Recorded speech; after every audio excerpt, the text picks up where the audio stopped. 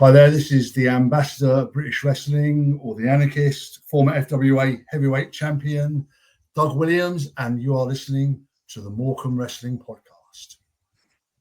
Well, what an absolute pleasure to welcome to the Morecambe Wrestling Podcast. As Doug says, the Ambassador, the Anarchist, the two-time FWA British heavyweight champion. Not only that, the former TNA X Division champion, former TNA Tag Team champion, former IWGP Tag Team champion. As we're going to talk about on this episode, the former GHC Tag Team champion with Pro Wrestling Noah. And, main evented my first show as a promoter in Morecambe as well. We'll find out where that ranks on the list of the incredible accomplishments over 30 years with my guest, Doug Williams. Doug, it's great to see you, my friend. How are you doing? Yeah, nice to see you too, Greg. Yeah, I'm doing well. Thank you very much. Enjoying retirement, and enjoying the sun as well at the moment. Well, yeah, we have picked pretty much one of the hottest days of the year to do this interview. So sweat coming already on my t-shirt. I'm just sitting here. I'm sat here in my little office room, got me water, and already feeling a little bit perspired as well. So we're well hydrated for this interview, because we're going to hopefully get into quite a few things, quite a few memories. There's so much to cover. I don't really know where we can start, but I think we'll start with now, Doug. So you've just mentioned you retired from pro wrestling not that long ago. Is that right? Yeah. So obviously we all know I did an angle with Progress leading into their Wembley show in 2018, which was my retirement match. And it was because I was always intending to retire at the end of 2018 anyway, due to my neck injuries. And I'd done pretty much what I wanted to do in wrestling as well at that time. That happened, and I had neck surgery, and I was good. And it was really COVID that kind of brought me back to wrestling. Like the kind of decision that I wanted to. You shouldn't miss out on things you enjoy doing while you can still do them. So I still had some physical capability. My neck was fine. So I came back for another little 2-year run, and I had to retire in 2023 just because I needed knee replacement surgery. My body finally did catch up with me properly. So that was enforced retirement. But a good thing about that little run was I got an NWA Tag Team Championship out of it, which was something I'd never ever thought I'd accomplish in my career. And now, I don't miss the physical part of wrestling. I miss the social aspect of it. But I still do training seminars. I still do appearances. I still do help sometimes backstage on shows. So I dabble, dip my finger in the water occasionally. And that's enough for me now. I watch it as well as a fan, which is more fun than I thought it would be. So how are you physically now, having had that surgery? I'm pretty knackered, to be honest with you, Craig. I need my other knee replaced. I need my ankle replaced on my right leg. I need neck surgery again. But other than that, all tickety-boo. No, to be fair, I have these surgeries, and it restricts my mobility a little bit, but I'm not going to say I would change anything. I know a lot of guys my age, a lot of friends and colleagues who are in worse state than I am, physically. And I can still work out. I'm still reasonably fit, even with my, the issues I have. So I'm not complaining at all.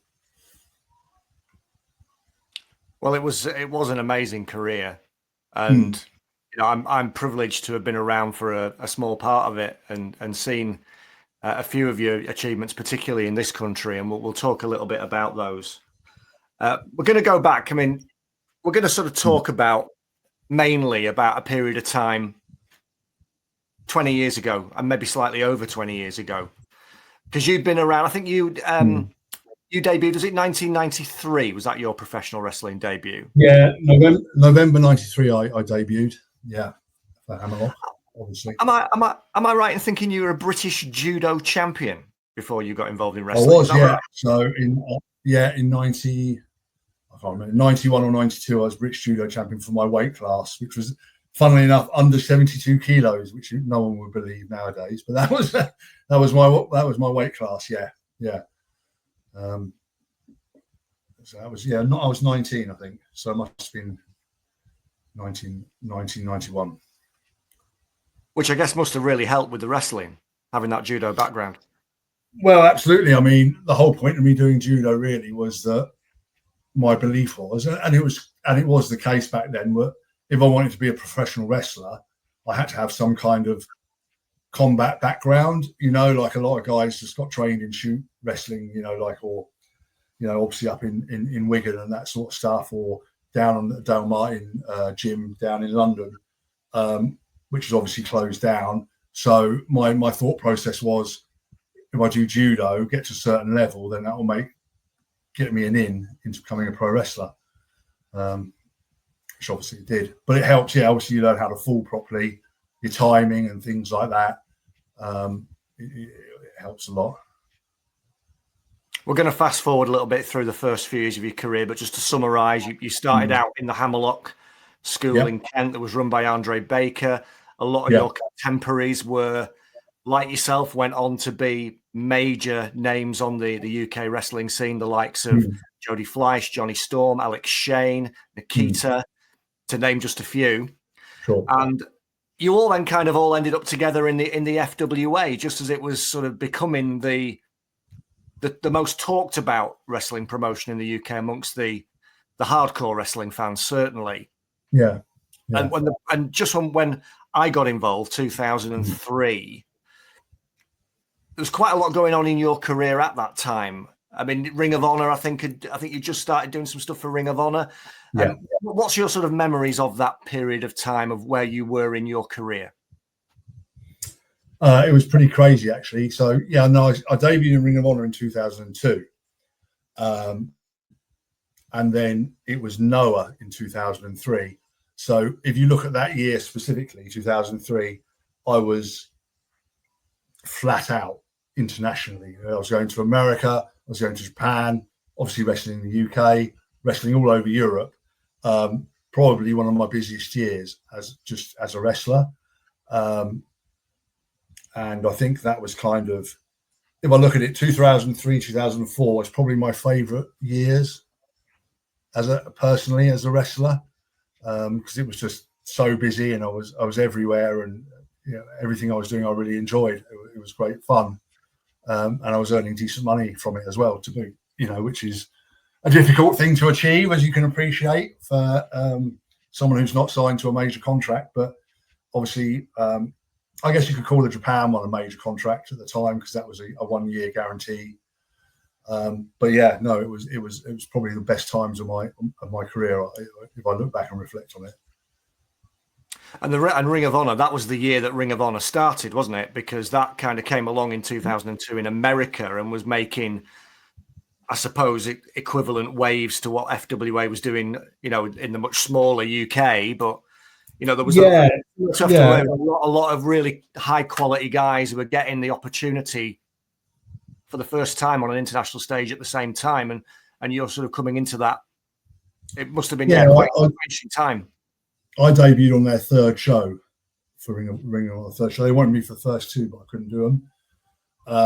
But like you say, they were making waves on the American independent scene. Obviously, them being American, they get a lot of exposure anyway in all the media, the wrestling related media, which helped. And it was just a breeding ground for some of the very best talent in the world. And it certainly helped me step up my game in terms of performance. So who are some of the names that you were wrestling at that time when you were going over to America? It reads like a list of who's who of wrestling, isn't it? Bryan Danielson, Christopher Daniels, Samoa Joe, Low-Key, Spanky, Brian Kendrick, AJ Styles. We had CM Punk. I think I did a couple with him over there as well. So like I said, it was a real who's who of the wrestling of the last generation. It's kind of weird because I'd all been wrestling 10 years at that point, so I fall into a generation that really is just before that they were all starting their careers. It's interesting, so I'm kind of fall between generations, but it's good to see them all do so well, and to be there, and to facilitate their careers at such an early stage in their development. Most of these guys. Absolutely. Where did the anarchist name come from? I don't think I've ever asked you this, because you're one of the least anarchic people I know. always made me laugh, but I was just trying to think of a rule-breaking tagline that, like a heel tagline that would kind of, it wasn't political in any way. It was more a case of someone who didn't respect authority, someone who didn't respect the rules, wanting to do what he wanted to do, and it's like, the hitman Bret Hart, he doesn't go around shooting people.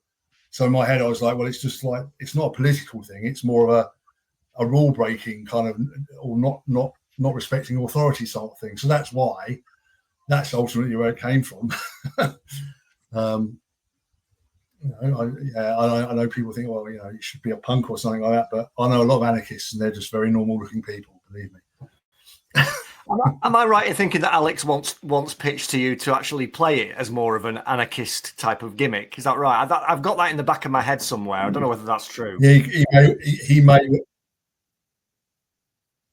he may well have, but that awful, I don't remember the awful UWA.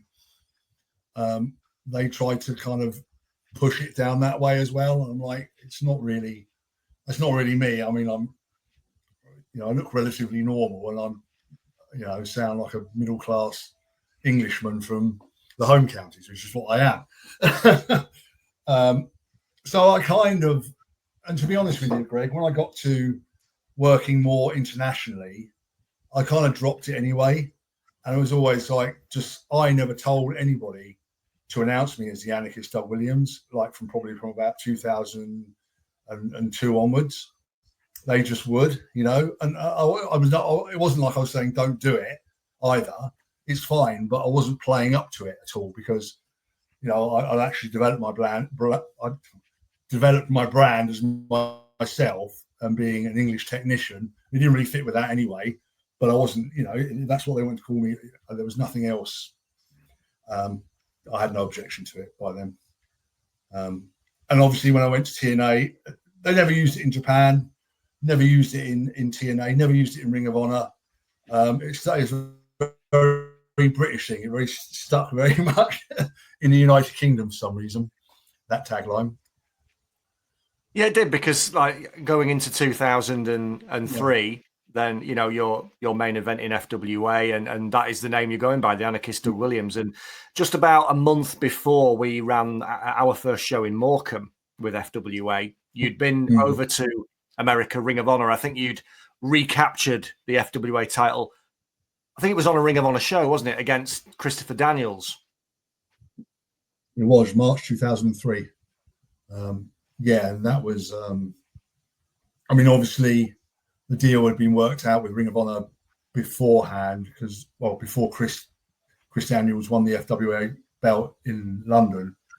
And it was just a case of, I'm guessing Alex talking with Gabe Sapolsky, who was the booker for Ring of Honor, to just work out the most appropriate date where I could take the belt back. And that's where it happened to be, March 2003 on the Ring of Honor show, which was great exposure, I guess, for FWA as well. Yeah, it was. And, the shows that FWA was running at the time were really popular, but particularly focused down in the south of England, big shows at York Hall, which I know you were involved in, and Broxbourne Civic Hall, which is a great venue and a regular venue for FWA in Hertfordshire. But FWA wanted to branch out. Alex wanted to branch out. Alex Shane was booking FWA at the time, wanted to run shows elsewhere in the country. So the British Breakout Tour came about. And this is where Morecambe comes in for the first time. Yeah. Any memories of that? Any memories of that British Breakout Tour? Because I think you had a few matches. I think you wrestled Hamrick a couple of times on that tour, as well as Juventud Guerrera in Morecambe. Yeah, so I remember the Hamrick match being quite fun. That was in Cleethorpes, I think, and he's just a very easy easy wrestler to work with. You know, he's typical Southern style heel, all very, very holiday camp style, you know. So I had great fun with that match. I'm sorry, I can't remember anything about a Juventud match in Morecambe. If you told me that, I would have been like, oh, really? That's where I wrestled him first. Okay. So you probably enlightened me as to how that match was received at the time. I think we had a tag match in Bolton as well, which was me and Jody against Johnny Storm and Chris Daniels, which I remember was a lot of fun. And seemed to receive better reviews than I considered the match to be, which is always quite funny to me. Yes, that was the second tour. That was later in the year. That was the Northern Exposure tour when Christopher Daniels came over. So yeah, Juventud was on the first show. Mm-hmm.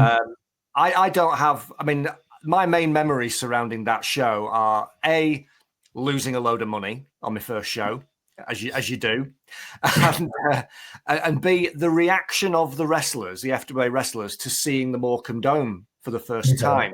Now, you wrestled in the Dome a lot over the next 2 years. What was your first? Was that your first appearance there? And what was your first impression? Yeah, it was my first appearance at the Dome. I mean, I think it's a lovely venue for wrestling in terms of the setup. I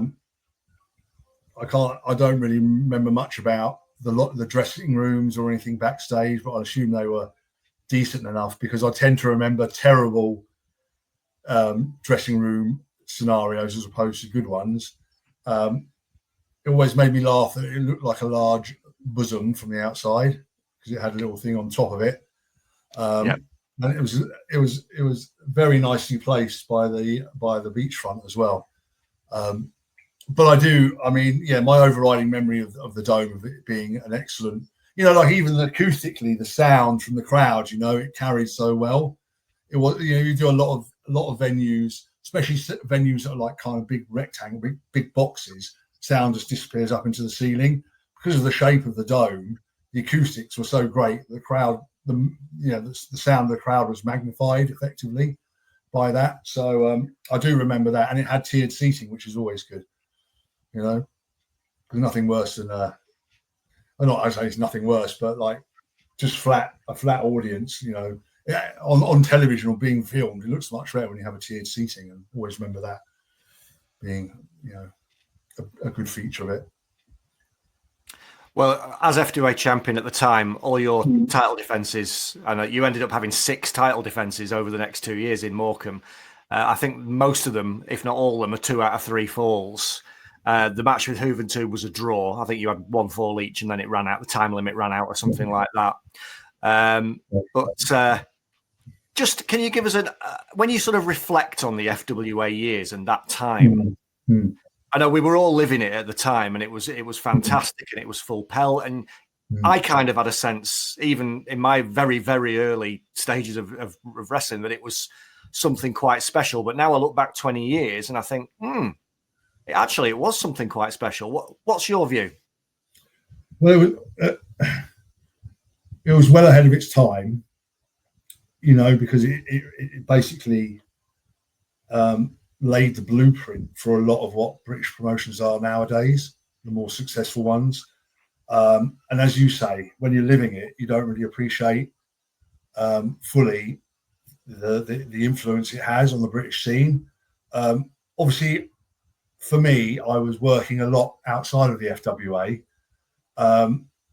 So I understood, or I could see that it had a different kind of fan base, and a fan base that were kind of, you know, educated to wrestling, and more importantly, actually followed the product, you know, so they followed the episodic feel of it, which is something that didn't occur on other British shows, because they're all spot shows, you know, all family orientated in their own little bubble, and drew a different kind of audience. And it very much aligned with what, you know, sort of what Ring of Honor and, you know, typical American promotions did. And I could see that and understood it from that point of view. So I knew it was different. My only questioning at the time was, it's going to be very difficult to take it any further than what it actually got to, which obviously bore out, didn't it? But it was ahead of its time, and I think that if it was around nowadays and we had the benefit of streaming services and making money through content, it might have survived a little bit better. You know, when you're a company or a promotion that relying purely on the gate with very little control of anything else, then it's always going to be a struggle at an independent level. But now I think where there's so multiple income streams, you know, and technology, it probably I wouldn't say it definitely, but it would survive a lot longer than it did. I kind of had two sides to the FWA. So like the first few years, I was purely wrestling there, and it was a lot of fun. Then I had the second half where I was involved in the business side, and it was not a lot of fun, as you could probably appreciate. You know, it is what it is. I think a lot of us were very naive, very young, and we probably would have benefited from the experience we have now if we were running the promotion, which we didn't have back then, did we? 100%.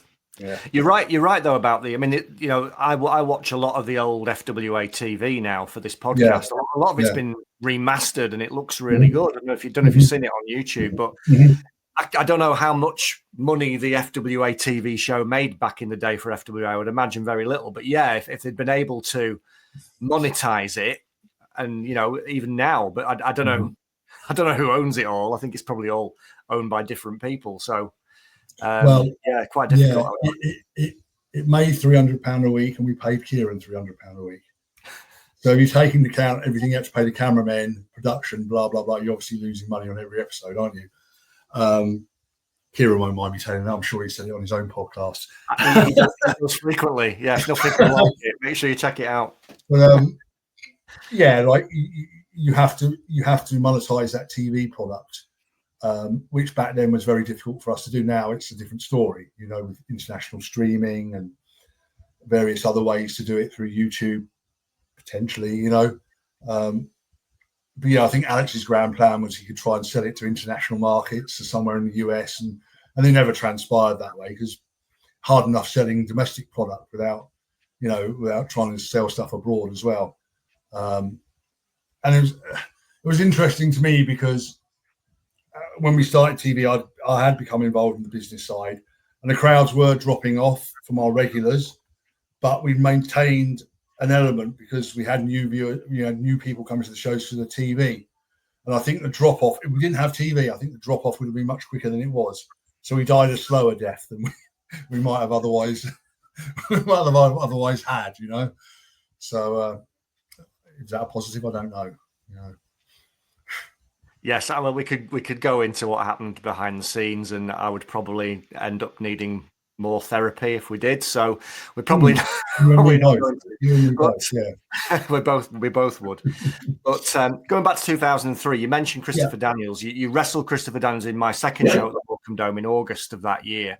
I remember we did interviews in the past. You've always spoken very highly of him, and you know how well you kind of meshed together in the matches you had, and how creative he was.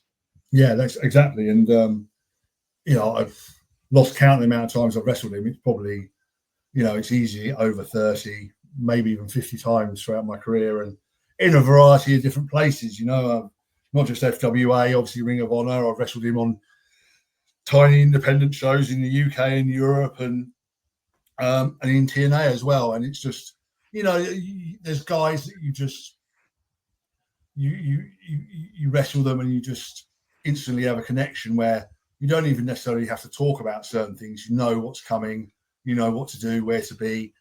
And that's why I had that with Chris. You know, from the very first time we met in 1999, all the way through to probably the last time we wrestled, which was my original retirement tour in 2018. I think I had one last match against him. Yeah, it was always just fantastic. So easy. He's a student of the game, so he was always keen to learn. English British routines. So yeah, he's probably my favourite opponent, favourite international opponent, definitely. My main memory of that match is how quickly he raced to the merchandise table after you beat him. That's where Johnny Storm will call his tricks from. Even faster than Johnny Storm, believe it or not. The other thing I remember, we had quite a good night out in Lancaster, I think, after that. I think you were there. We went to a nightclub with Alex and DJ Pep. I don't know if you remember DJ Pep, who was the local DJ in Morecambe. Don't remember that. I do not know. What about any memories of nights out in Morecambe? Stevie Knight told a story on this podcast. He does. And I do remember that. I do remember that night.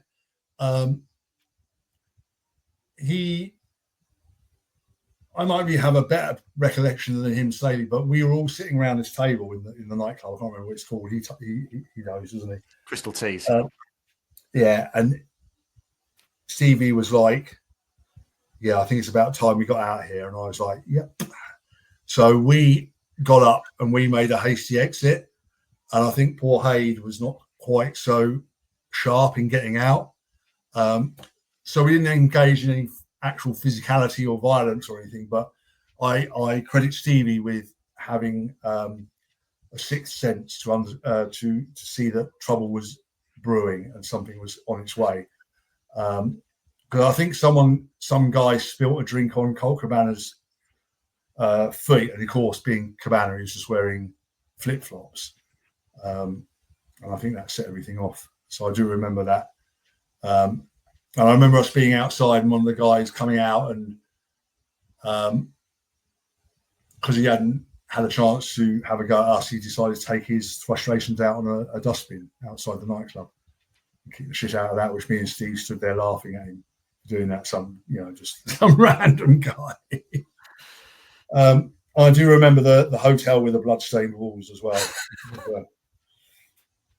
So that was true. That was all true. Yes, yeah. The way Stevie tells it, it's like a full barroom brawl kicked off. But no, that didn't happen. Sorry.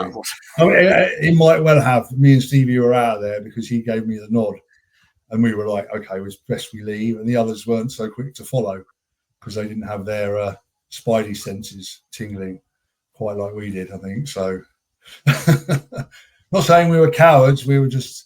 We understood the situation developing, you know what I mean? And it's just like, sensible. It's always better to, as Bruce Lee said, the best sort of fighting is not fighting, or something like that.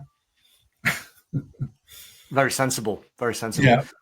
Stevie was a good friend of yours at that time, and you got on really well with him, didn't you?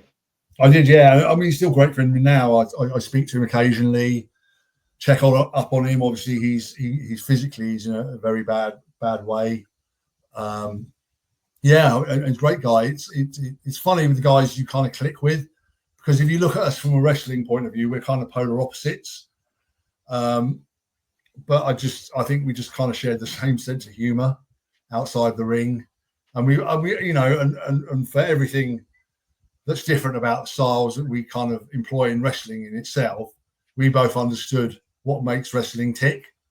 And I was always going to be the straight man to his I wouldn't say comedy act, but his act, if we ever wrestled each other. So, and we both knew that we had our places in wrestling, but we both understood what wrestling is really about. And that's why we got on so well, I think, It's interesting, he's one of the few guys that I didn't meet through Hammerlock that I would consider a good friend in this business. Yes, me too. Yeah. Me too. Great guy. Very much so. And he did my speech for my Morecambe Wrestling Hall of Fame, didn't he? He did, as did Christopher Daniels as well. Yes. We'll get to that, because that was memorable. That was a memorable day, and I still tell that story now as well to young wrestlers. But we'll get to that, and I'll explain why. Okay. So 2004. Just to sort of jog your memory, so you're FWA champion. We ran, I think, about 6 shows that year. We were running a show from the sort of April to September. We pretty much ran a show every month at the Morecambe Dome. and I think you were on most of them.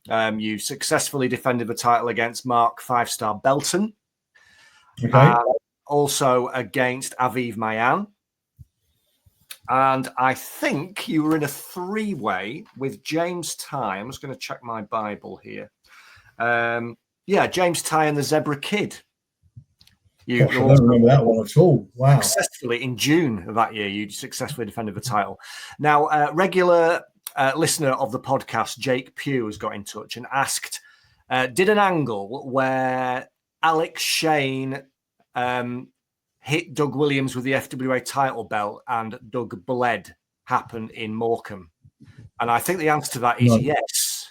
Well, yes, sort of. But what happened is Alex had employed Joe Legend to jump me, and then he gave me a curb stomp onto the belt on the mat, and then I smacked my head, and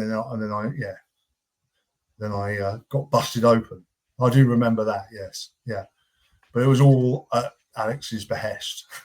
Yes, so still remembered that by the fans. That is 21 years ago, incredibly. Right, okay. But yeah, it was. I remember it because the amount of times that I've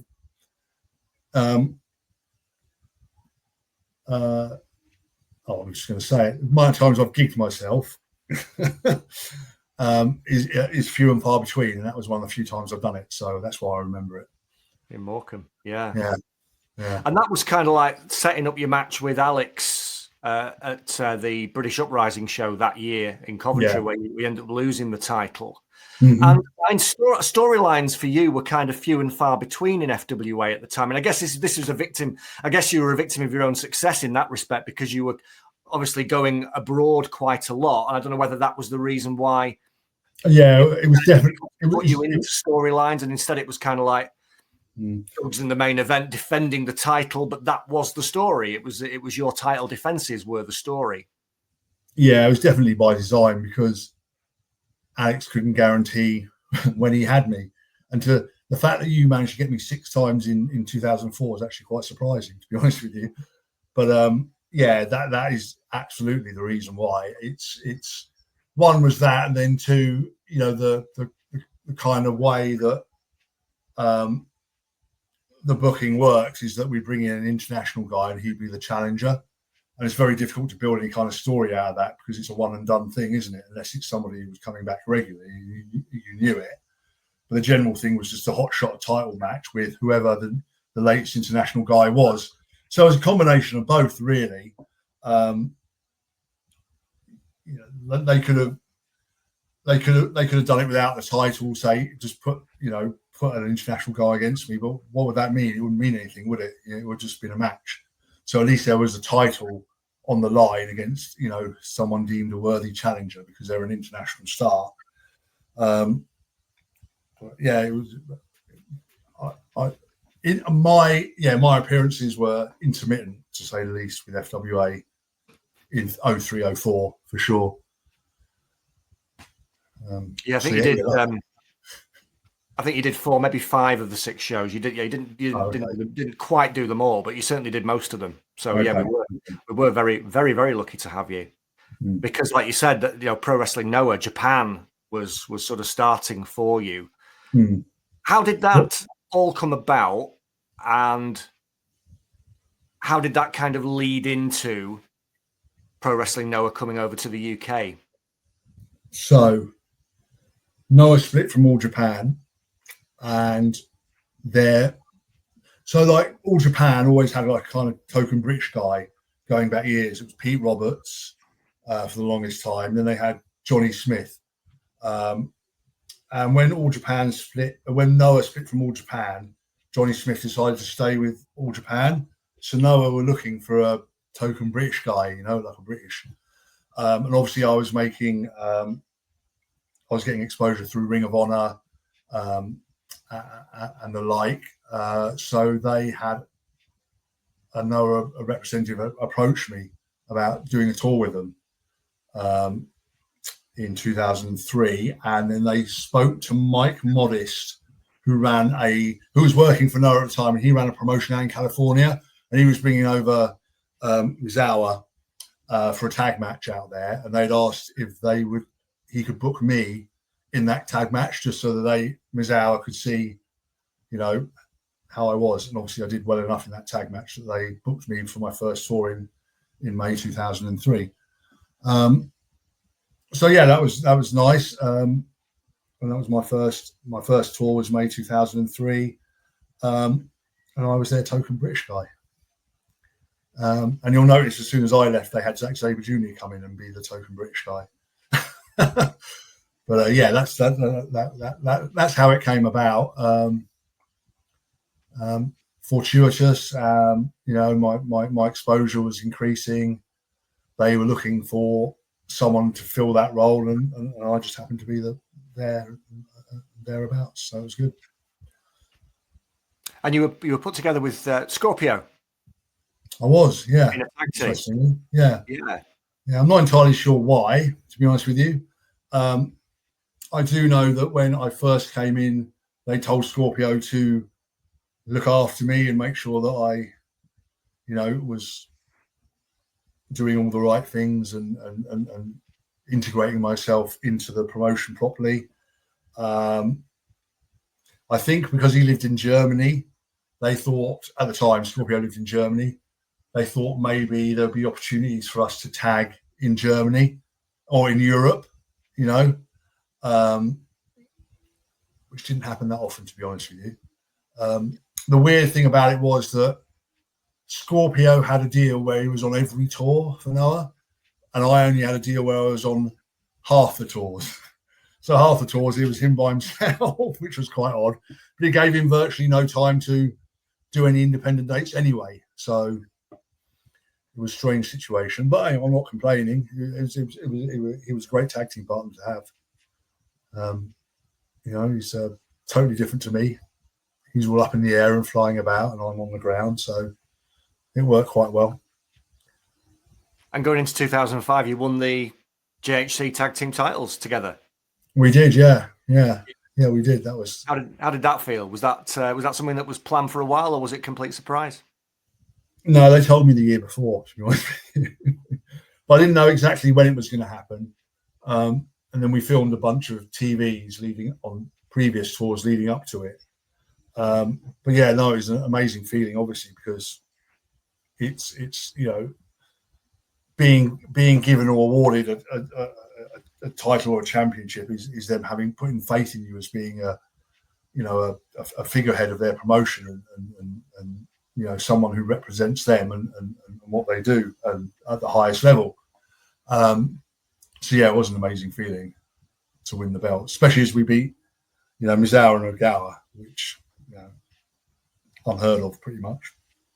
That was fantastic.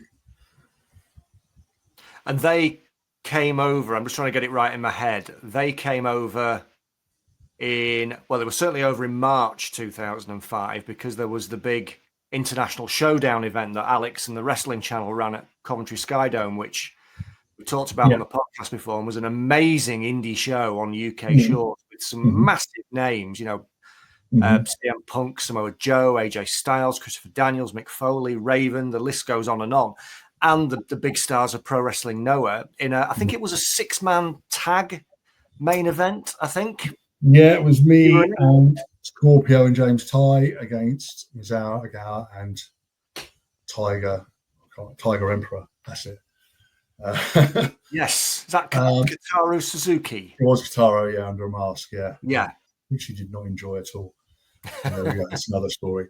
Okay, so in late 2004, the Noah office approached me about the prospect of sending their young guys to Europe for a duration of time, like a month at a time, and would I be able to represent them and get them bookings and look after them? And I said, yeah, that's fine. And then they said, yeah, but we want Misawa to come over first and check it out. And I was like, okay. So that set the scene for that weekend and bringing Misawa Ogawa over,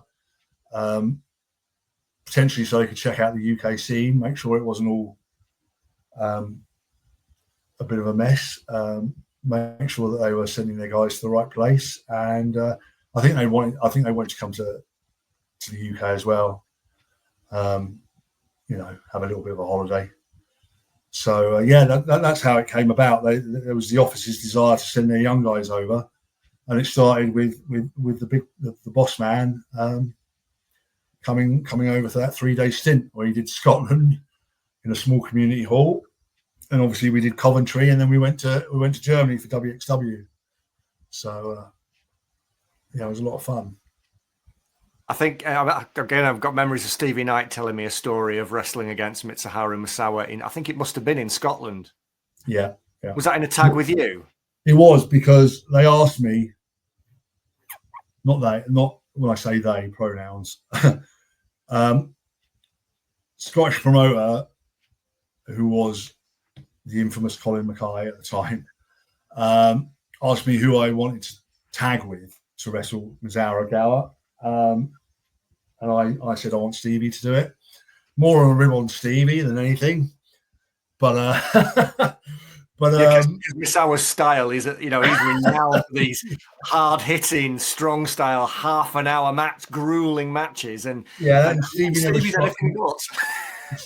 struck me as the All Japan watching kind of wrestler. You know what I mean? So I said Stevie. I suggested Stevie, and he was obviously up for it.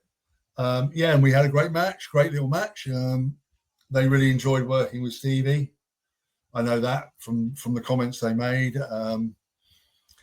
There's a funny bit. We're in the dressing room and we're all sitting down, and me and Stevie are chatting, and then Misawa gets up and he kind of walks over. He kind of goes like this, like shrugging, but like this. And Stevie goes, "What does he want?" And I said, "He wants to know what to do. What are we going to do? And that was it. It was just like, it was all kind of mime, and they don't speak the best English. It was all like Stevie was making these suggestions, and Misawa was fine with everything he said, and it was good. And then Stevie and Misawa had a fag after the match as well. That's it, yes. Which I think won him over more with the Japanese guys than anything else. But he held his own in the match. It's tremendous. You know what I mean? He took the heat. So I was a daddy tag, really. He took the heat. I made the comeback. I gave him a little bit at the end, and then they pinned him. But he did a tremendous job. And they could tell he was a pro. They could tell he was a pro and knew exactly what he was doing as soon as they were in there. So I personally really enjoyed that match. It gives me a bit of a buzz every time I watch it. Yeah. Now, I can't remember how it came about that the GHC tag team title change, where you and Scorpio would lose the belts to Naomichi, Marufuji, and Minoru Suzuki June the 18th, 2005. I don't remember how this ended up in the Morecambe Dome. Right, I don't know whether you have any recollection of it. Obviously, we had a show booked, myself and Mark Kay, with the regional promoters for FWA in Morecambe. I don't remember exactly how it came about. You might be able to fill in the gaps. Yeah, so there was a small window in Minoru's schedule where he was available, and they wanted to obviously put the titles on him and Marufuji. So they asked me if they come over to Europe, was there any shows that I could get this title match booked on? And I kind of did some research, and I've got them booked on a couple of other shows as well, but they were tiny sort of stuff in Europe. And obviously then the Morecambe show was there. So I just pitched it to Alex. I said, that's probably the perfect opportunity for them to do the tag title match. And I obviously ran it back to the Noah office, and they were happy with it. So it was the cachet that your shows brought to the table that allowed me to get that match booked there, because it fell within a time frame that was perfect for everything coming together. And I mean, Marufuji's mid-20s at this point, so he's he's already one of the top cruiserweights in the world, but he's still quite young. Suzuki, quite a bit older. How were they to work with? Marufuji is dead easy to work with. I've obviously wrestled him a lot. I probably wrestled him more than any other guy in singles matches from the Noah roster at the time. I honestly didn't know what Suzuki was going to be like, because obviously I knew what his background was. I knew how he wrestled when he was in Japan. Never faced him in Japan, but he was good as gold. You know, when I said, just do some catch style and just wrestle around and that, it was easy. There's a funny thing about Japanese guys: when they come to UK, they all work so light, and I end up having to tell half of them, or most of them actually, you gotta stiffen up a bit. You're working too light, which is a really odd thing for me to say, but it's like they seem to have this idea that British wrestling, everyone worked, and it might have been something back from the old joint promotions days when the young Japanese guys used to come and do the excursions for Dale Martins and for Brian Dixon and that they were told to work really light, and that kind of message has kind of been exaggerated throughout the years, and this was one of the case in points. It was so light, Suzuki. It was fantastic. I mean, I wouldn't say it's my favourite match in the world. I find it a little bit clunky, but it got a good reaction, and the Noah office were happy with it, so that was fine. So yeah, the thing that struck me, I mean, first of all, it's a big crowd. There's clearly a lot of fans who've travelled who didn't normally go to the Morecambe shows who'd come to see that match. Okay. Martin Kirby included, who sat in the front row. Okay. And I think the other thing as well that really struck me about it was just how respectful I think the crowd were, and also I think the fact that we had Japanese photographers at ringside, which obviously was something new, yeah, of course, yeah. something new for Morecambe. Was there any? I mean, I don't know whether it was just a case of the Japanese guys drove in for the show and then left. I don't know whether they got to experience Morecambe at all. Did they have any impressions of Morecambe at all? Do you remember?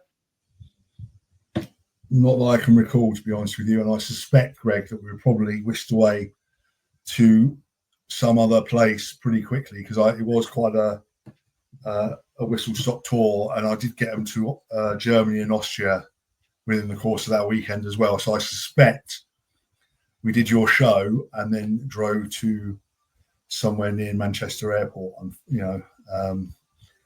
I can't honestly remember. They were probably out sunning themselves by the seaside during the day. That's what I was hoping for, some anecdote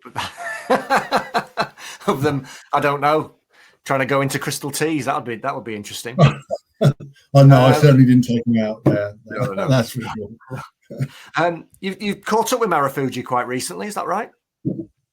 Yeah. Well, he was over for. There was a couple of Noah shows promoted by Progress. Last year, end of last year, is it? End of last year, earlier this year. Time flies, but yeah, I caught up with him there. Yeah, he's as you'd expect for a guy in his late 40s now. He still moves really well, and obviously his psychology is fantastic, and it was just great to see him again. I mean, a look of shock on his face when I turned up, but there we go.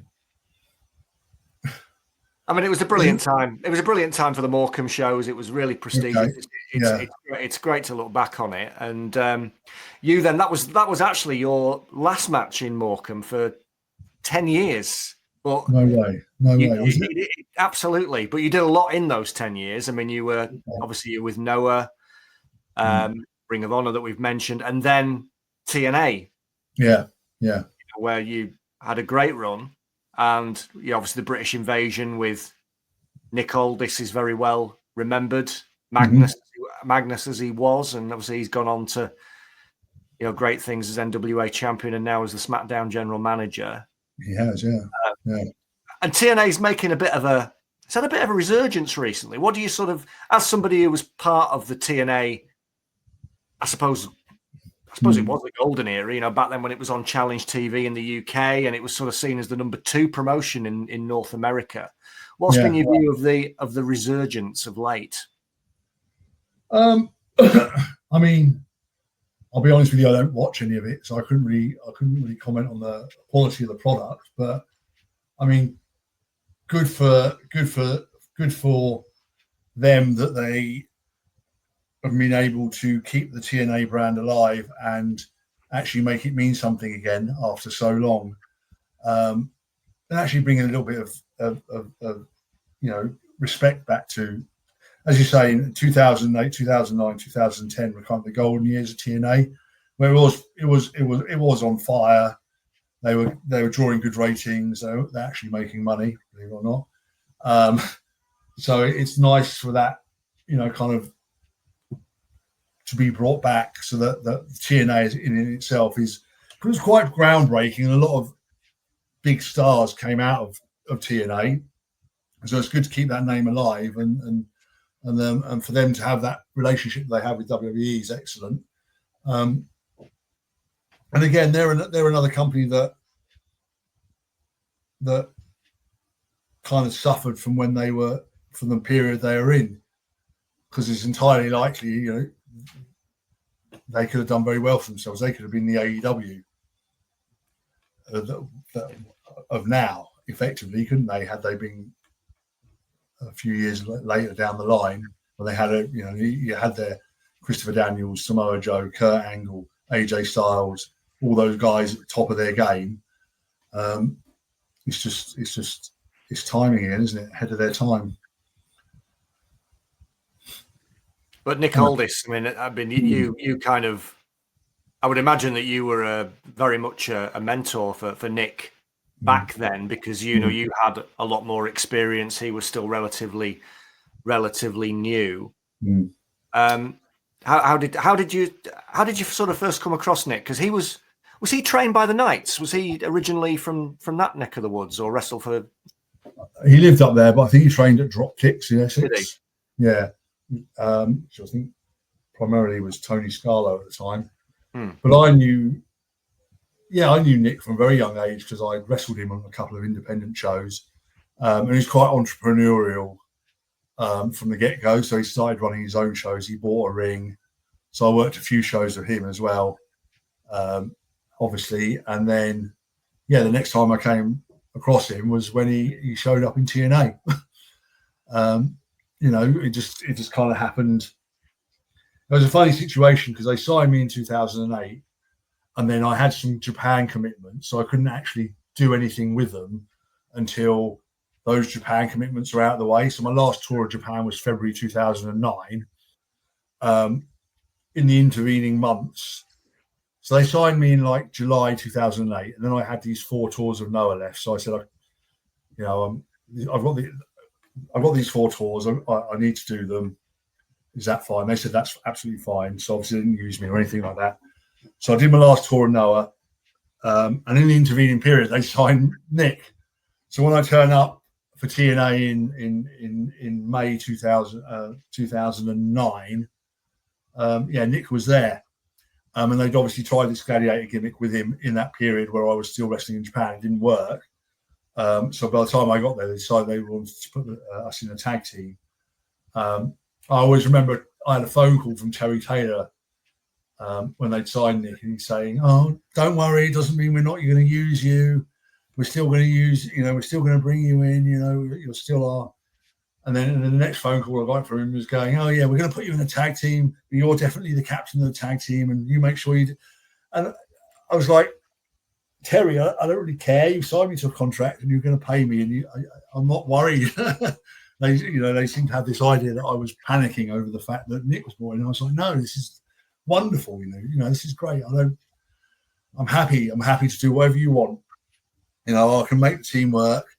I know Nick's green, but we can work around it," and we did, and it was good. And I say, as you say, I was helped mentoring him and bringing him on in how to work matches properly, and not just tag matches. Obviously, he had some singles matches as well, and it was good for me, because it gave me another side to my profession, where I'm not just thinking about myself all the time. I'm thinking about what other people have to do and how I work for them and what they've got to do, and the structure of the match that revolves around not just myself but my partner and somebody on the outside of the ring as well.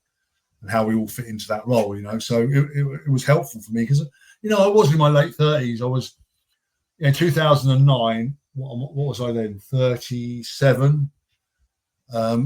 So, I didn't think I was having 20 years left in my career. I knew I'd probably, so it was good to get these other extra little bits of experience under my belt. And that's what happened with the British invasion, Nick never actually wrestled in Morecambe, which was a shame. He nearly did. It's just you just brought back the memory because I'd had a conversation. I'd had a conversation with him towards the end of 2008, and said, "Look, I'd love to bring you into Morecambe." And I'd actually booked him for 2009 for a series of dates, but then he rang me back and said, "I'm really sorry, Greg, can't do them. I've just signed for TNA." That's kind of ties in with the timeline that you've just been discussing. But that's a shame. Yeah, it was, but Nick went on to do some great things, and obviously we worked together in PCW and the infamous 5-star wrestling as well. So it was good. Oh, were you a part of that, were you? Oh yes, quite a major part of that. Well, we may talk about that one day. It was it was interesting. Yeah, I had a brief interaction with the owner. Oh yeah, which kind of gave me the measure of the guy. So. Yes, it's all in my third book, Doug. Have a read of that. That was it.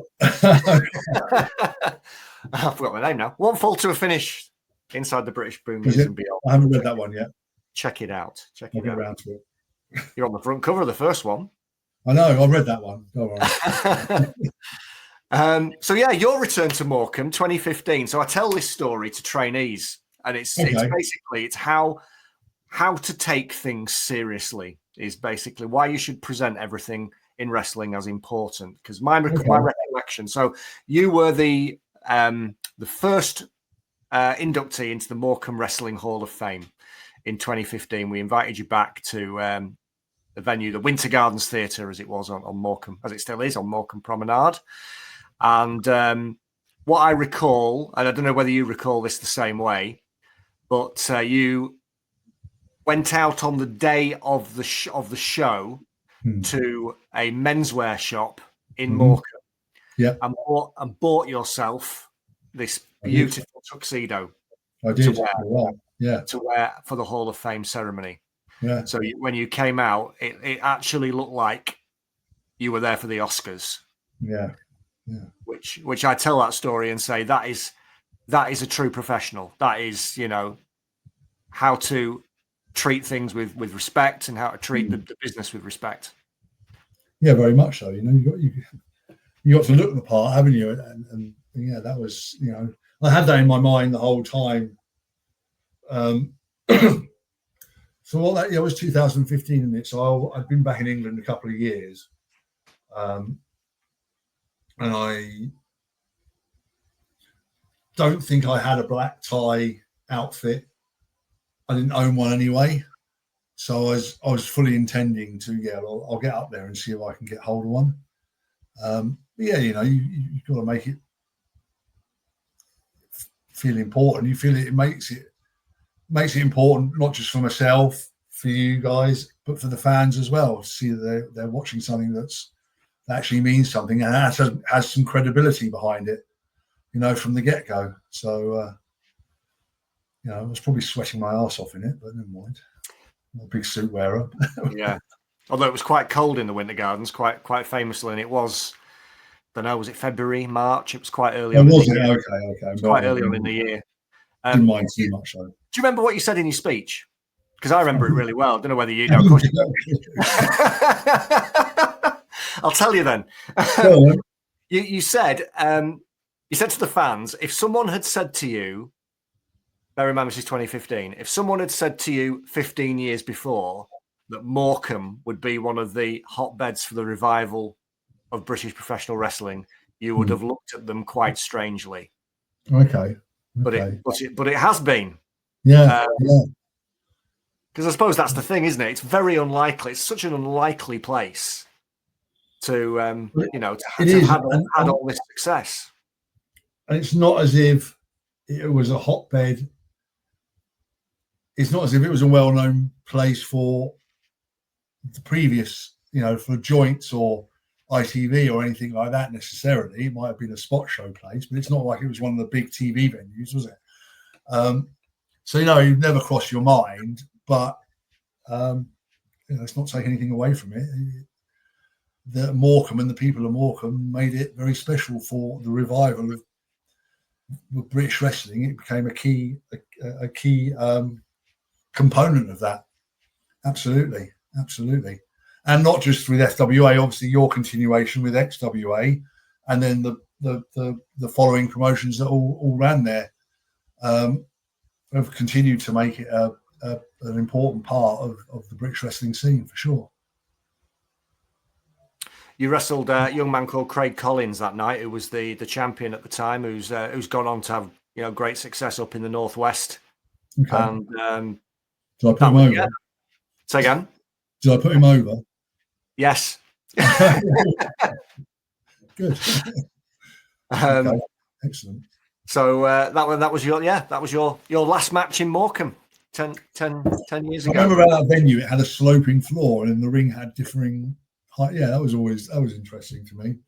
Someone had built a ring that actually leveled out the canvas. Yeah, they put some kind of mechanism under the ring to straighten it up.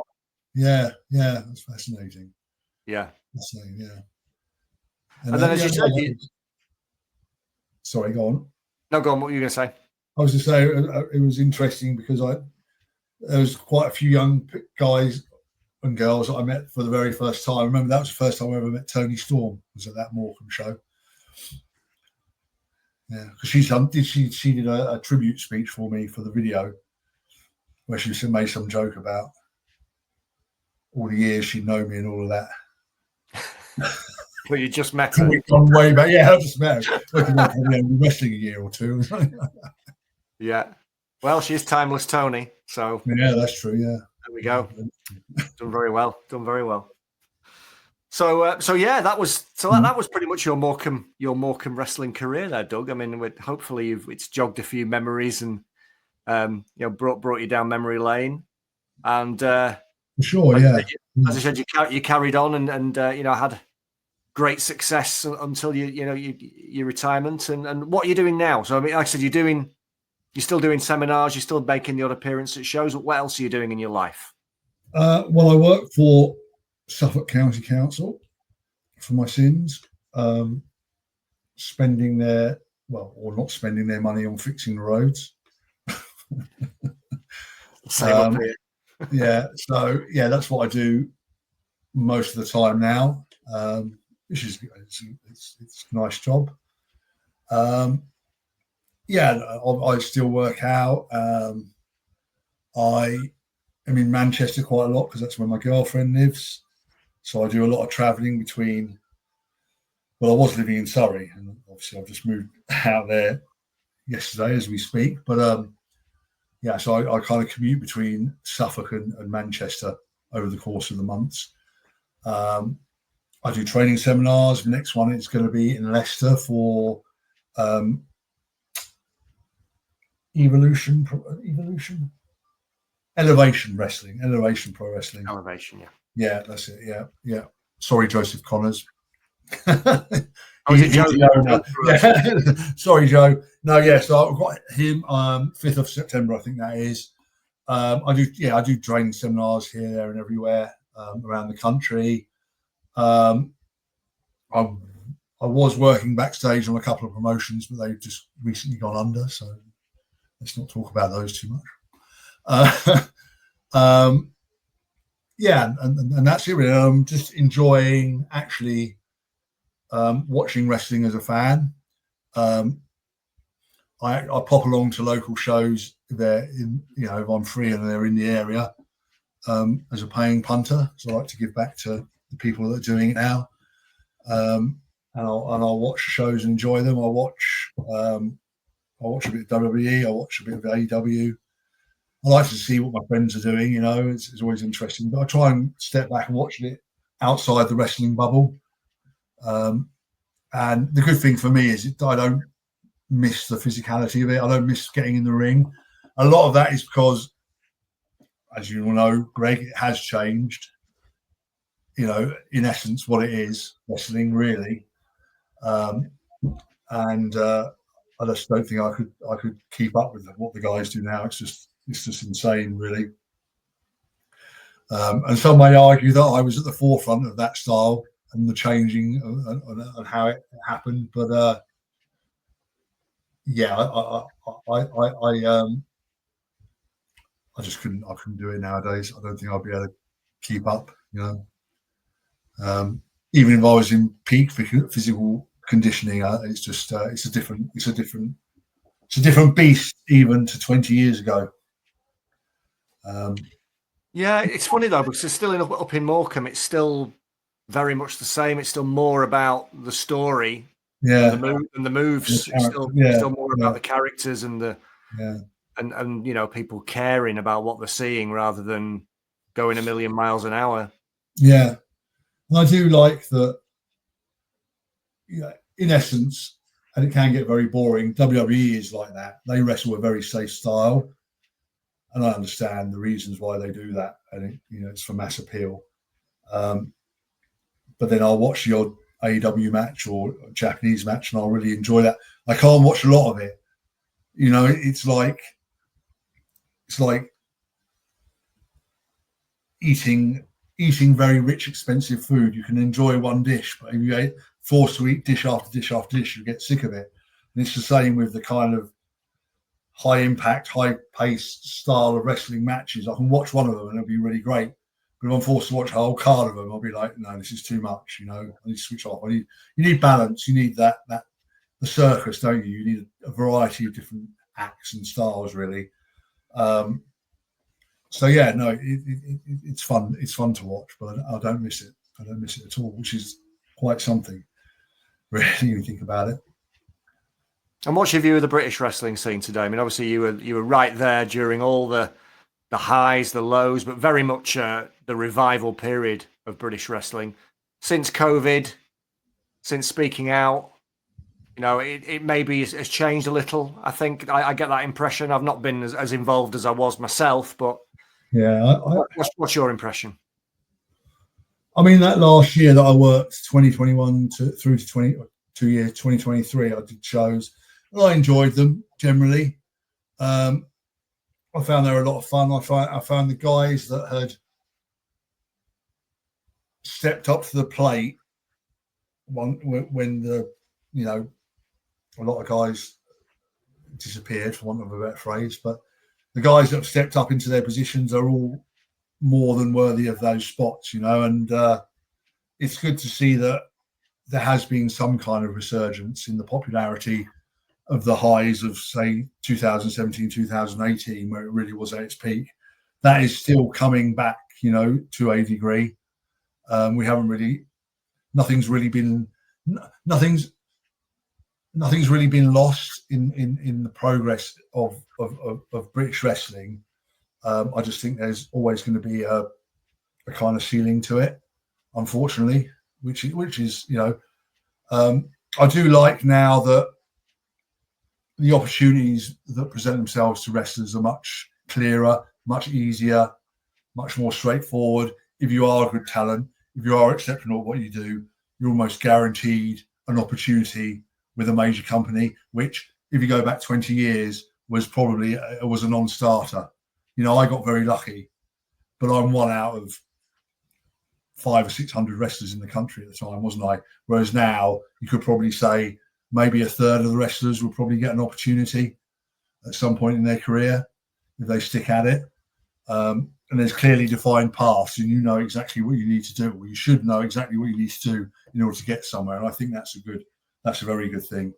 And I think it does help the UK scene, because obviously everybody's working harder, performing harder, and refining their act on a more professional level at a grassroots level. So it does help the scene in that respect.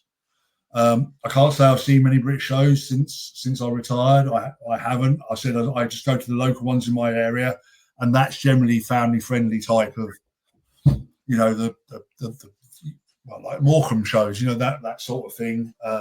It's very much pantomime, and I enjoy watching that. But but you know, I see a lot of clips online, and I see guys say, "Oh, watch this guy," or I'll go to a training seminar and I'll see a couple of really exceptional guys. So talent's out there, and it's good to see that the UK market has come back somewhat from what transpired in 2020. Absolutely, yeah. And obviously all the new generation, can be inspired by what you did, Doug. What some of your peers did, but you as the ambassador for British wrestling and paving the way for a lot of what's happened since then. Yeah, I hope so. And I hope they can watch some of my videos online. They can learn a few things, learn a few holds. Chad Gable did. With my blessing, though. With my blessing. That's good. He didn't just steal it. He indirectly got my blessing for it. So that's nice. I couldn't ask for a better person to do it as well. I think he's fantastic. Oh, he's amazing. So underrated. He's, he looks the part. He's a great talker and he's a fantastic wrestler. So I'm not going to complain. Absolutely. No, he's great. Oh, that's really good. That's really good to hear. The Chaos Theories are still one of the coolest moves in professional wrestling. And I know, right? Yeah, I'm staggered that it was never used more than it ever was, and I always had fears it would become another Canadian destroyer, but that hasn't happened. So I feel honoured for that. If nothing else, that's my mark. I leave my mark on professional wrestling as a whole. Well, we saw it many times in Morecambe, and you can go back and watch some of Doug's matches. They're available on YouTube. The FWA TV show and the FWA shows are available on YouTube with Doug there at the Morecambe Dome. So yeah, please do watch them after you've listened to this podcast. But Doug, it's been great catching up with you. Thank you so much for being on the podcast, and best of luck in everything that you do. And thank you, from me for everything that you did for me as well, in my career in professional wrestling. Absolute pleasure, Greg. And I said I always loved working for you and with you. You're one of those guys that fully understood what wrestling's all about. You got it from the very start. I was always very entertained by you inside the ring, as well as obviously working with you on a professional basis. And hopefully one day I'll make my way up to Morecambe again at some point. You never know what happens. Oh, we need a full this podcast. I've been speaking to Johnny and Stevie and Styx and yourself, and there'll be more to come. And surely a full-on reunion show has got to happen at some point. We could do a Legends Rumble. Stevie would have to win it because he can't take a bump. But well, the Odyssey Pro Wrestling promoters, they listen to this podcast, so we're putting ideas in their head all the time. Yeah, we'll see. Doug Williams, thank you so much for being on the Morecambe Wrestling Podcast. No problem, Greg. It was a pleasure. Thank you.